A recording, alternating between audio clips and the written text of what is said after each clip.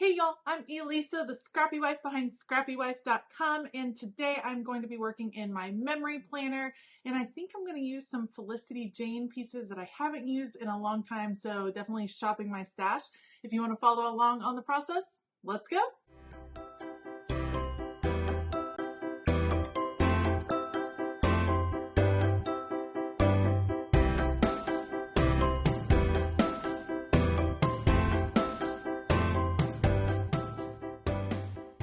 Right, so we are going to get started here by cutting apart my photos. I apologize in advance if the sound is weird.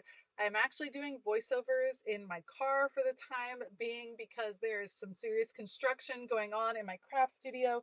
We are adding a bathroom down there so that eventually I can teach classes and have a convenient place for customers to go to the restroom. And so there's a lot of jackhammering and demolition happening in that space right now.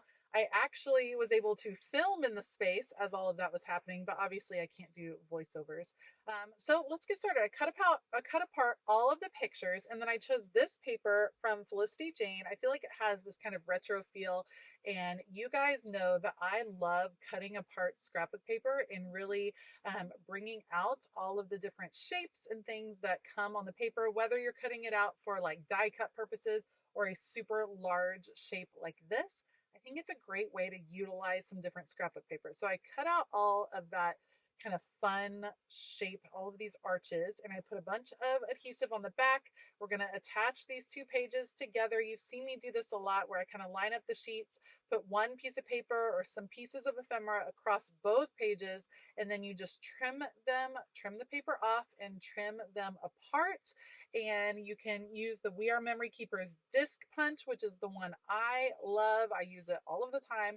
Or you can use a happy planner punch. I've just found that things get stuck in my happy planner punch. It doesn't punch through very thick paper. And also when I use a high quality scrapbook paper like Felicity Jane, my happy planner punch struggles just a little bit. But the We Are Memory Keepers disc punch, it works fabulously. So I'm going to do that. It helps you kind of line up where the next hole goes. I'm going to repunch those holes, and I've used that scrapbook paper now to kind of make just a huge statement as a background piece. When I'm memory planning, I try not to stay in the boxes. I try to think in layers. I think of my background layer, then I think of my photo layer, and then I think of my embellishment layer as well. This one kind of had an odd edge over here that was the edge of the scrapbook paper. So I'm going to cover that up with this other Felicity Jane paper that's this gorgeous kind of ledger looking paper, and it helps cover up that weird funky edge and kind of continue a fun pattern. And then what I'm going to do is actually use that ledger paper to mat some of my photos so that I'm repeating it throughout the spread so it doesn't look like just a random piece. I like to repeat that same color and pattern throughout the rest of the spread. Now that I have my background done, I'm feeling good about it, then the next layer that I consider is the photo layer. So I'm going to just take these pictures, I'm spacing them out. I have people ask all the time, do I make sure that the pictures align with the day? My answer is yes and no. I do use the days as kind of a guideline, but it doesn't always look visually appealing because we'll have busy weekends and slower Mondays, things like that. So sometimes I switch it up and change it up. So I use it as kind of a loose guideline, but I won't say that there's like a steadfast rule that each picture has to go with each day. I think the fact that it's on the correct week is good enough for me. Like that's close enough for me.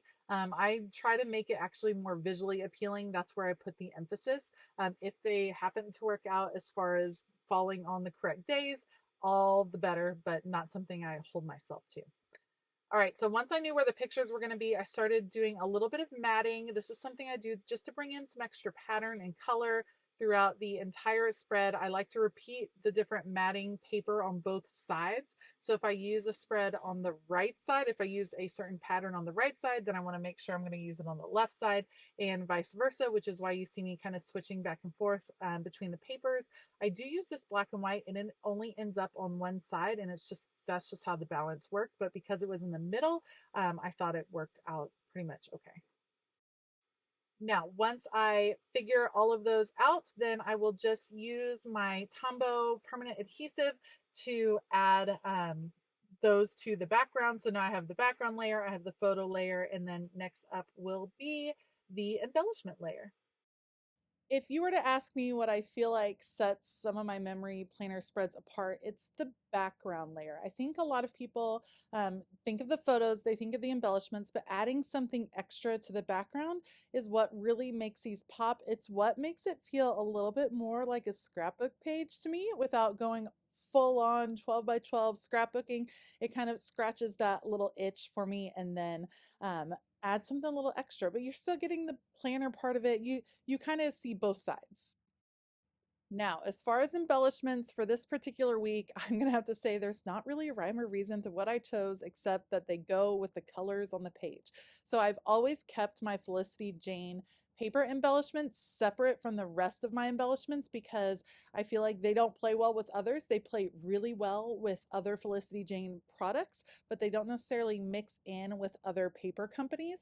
And so I keep them separate, and I love digging through like these little clear drawers and just finding things that kind of go with each kit. You can certainly keep them together by kit, by Felicity Jane kit, just like you can do with any paper crafting things. But after I've used several pieces, then I end up just mixing it all together anyway. So just picking pieces here or there. Once I decide I have a pretty good amount, then just like with the photos, I have them scattered on the page, and then I will go through with the adhesive and add a little adhesive to the back and get everything settled in to where it belongs. And then that's really going to be a huge part of the page. The embellishments add a lot of little interest, a lot of little details to look at. One of my favorite embellishments to add is what I call wordfetti.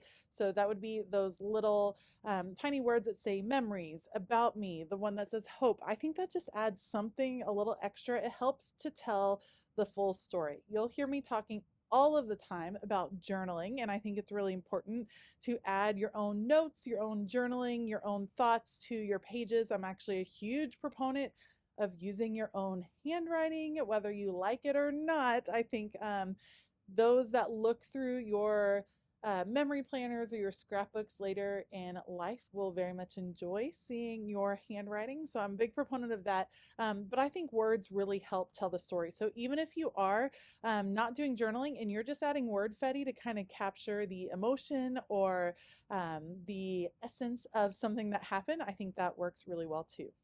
So once I'm done with that, then I use my T ruler. I will link this below because I do get a lot of questions about where I found my T ruler.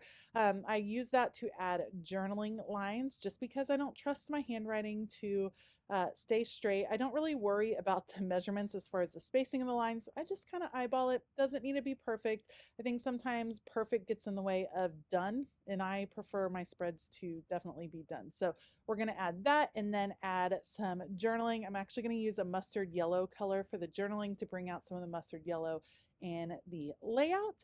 And then we're going to be done. It was a fun week. It was fun to go back to my Felicity Jane supplies. I know that they're not really selling paper products right now, at least that's what my understanding was. So hopefully they will make a comeback in the future because I always have loved Felicity Jane. But I will link their website below so you can check them out.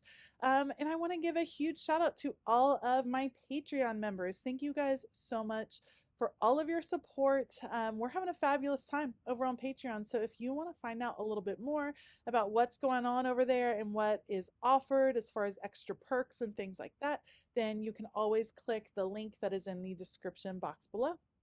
All right, as I wrap up the journaling, that's going to be it for this memory planning spread. Thank you so much for joining me today. If you like this video, please hit that like button and the subscribe button. And I hope that all of you have a fabulous day. And as always, keep it creative.